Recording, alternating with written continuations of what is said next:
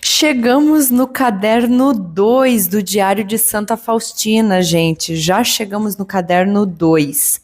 E o caderno 2, já na capa dele, tem: Cantarei a misericórdia do Senhor pelos séculos, a misericórdia divina na minha alma.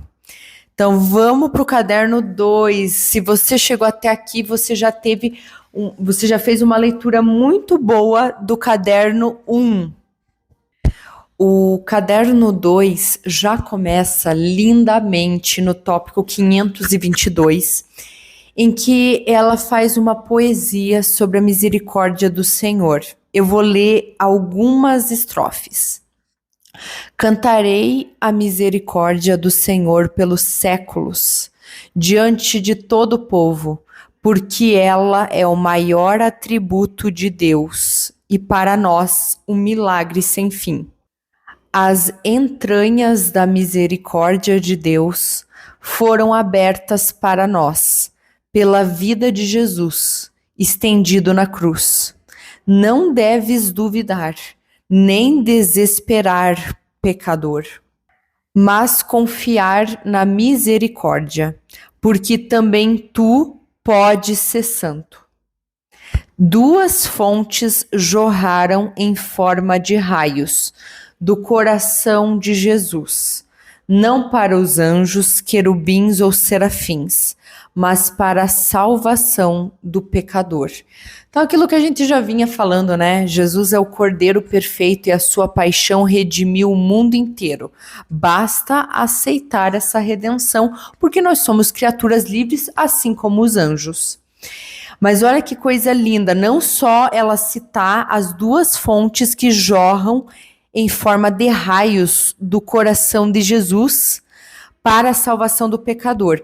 E se você chegou nesse episódio e ainda não tem uma imagem de Jesus misericordioso na sua casa, bora ir atrás, tá? Temos ali uns quadros lindíssimos em várias lojas, até na Shopee, vale a pena. E olha de novo, que leitura linda.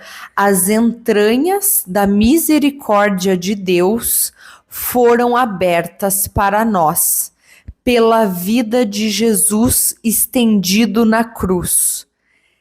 Olha aqui que frase imponente, que frase potente. As entranhas da misericórdia abertas na cruz. E que nós, pecadores, não devemos duvidar nem desesperar. Você viu que nos últimos episódios desse podcast a gente vem falando sobre cair no desânimo, desanimar. E olha o que ela pede: confie na misericórdia. Confie na misericórdia, porque você também é chamado a ser santo. No tópico 525, eu quero ler um pouquinho. Com amor e alegria, cumpro a sua santa vontade, e quanto mais o conheço, tanto mais ardentemente desejo amá-lo. Abrasa-me o desejo de o amar cada vez mais. E nesse tópico 525, eu quero comentar sobre a minha experiência com a ciência do amor de Santa Teresinha. De novo, elas se complementam.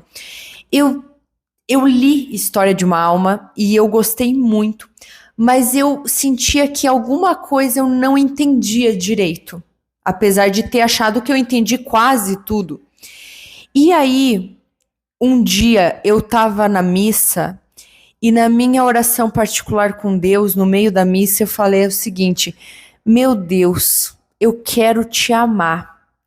E eu quero te amar cada vez mais. E se eu não puder fazer nada de bom nessa vida, que pelo menos eu te ame.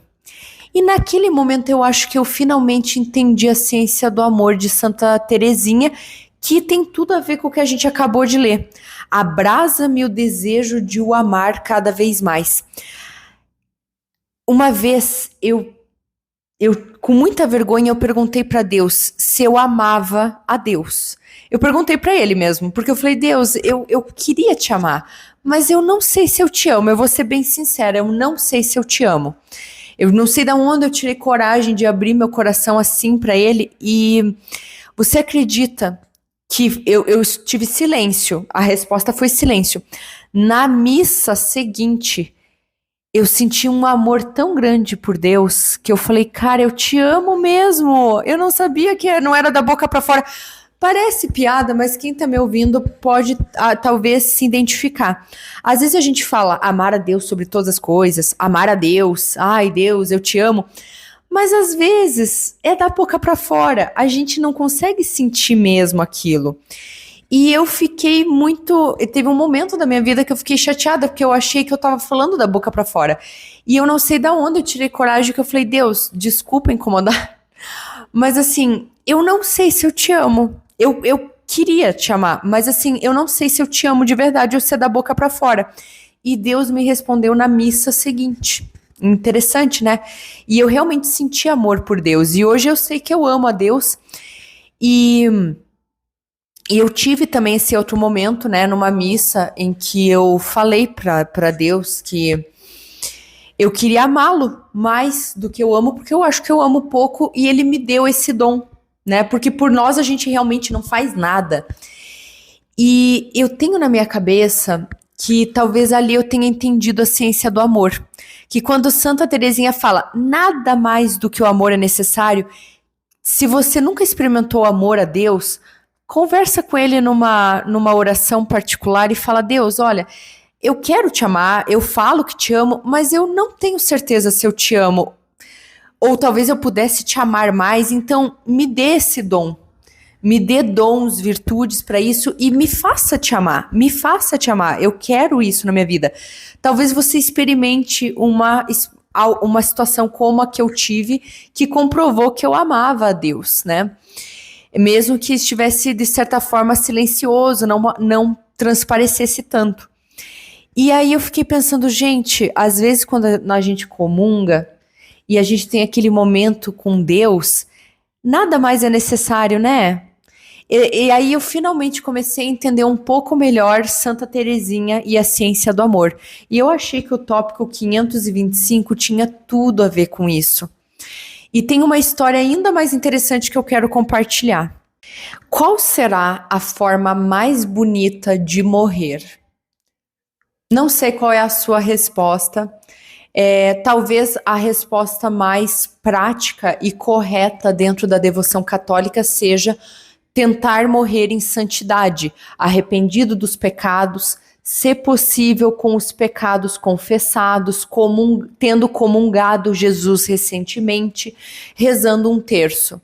Não sei, mas eu quero te contar uma das mortes mais lindas, e a causa da morte é invejável. Sim, estou dizendo que a causa de uma morte é invejável.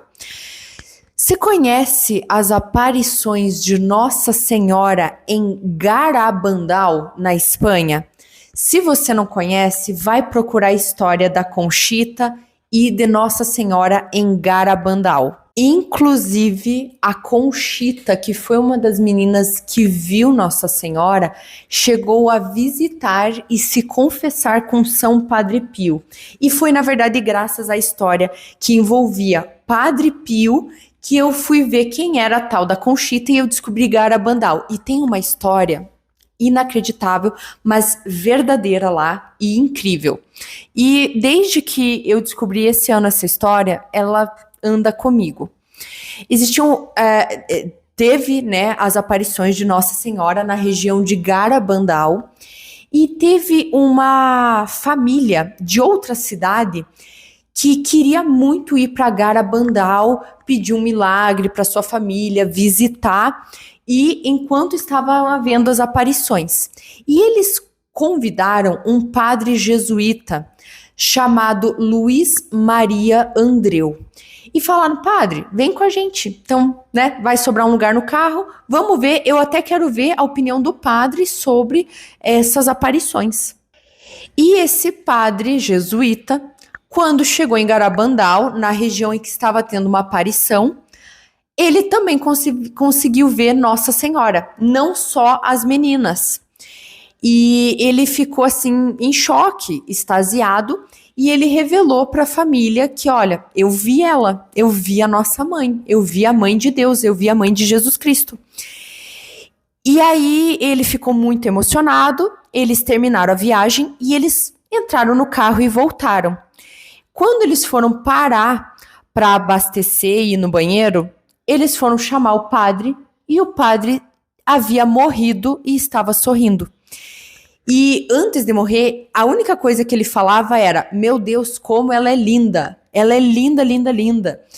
Então, disse na tradição que este padre jesuíta morreu da beleza, de amor a Deus e da beleza, da santidade. Ele viu em Nossa Senhora, e isso é uma característica muito interessante, porque todas as aparições, todos falam a mesma coisa. É a mulher mais linda que eu já vi. Só que é uma beleza espiritual. Claro, não tô dizendo que Nossa Senhora é feia, pelo amor de Deus, né? Ninguém chama a mãe de feia. Linda, maravilhosa. Mas assim, a beleza dela transcende uma beleza física. Nossa Senhora tem a beleza da santidade. E sabe qual é a beleza da santidade? É que ela se anulou tanto, ela se humilhou tanto para Deus, ela se fez a vontade de Deus nela, que quando você vê Nossa Senhora, ela é transparente, simbolicamente. E você vê a verdadeira imagem e semelhança de Deus. Porque todos nós fomos criados à imagem e semelhança de Deus. E quando nós buscamos a santidade, nós nos aproximamos do molde original, a imitação de Cristo.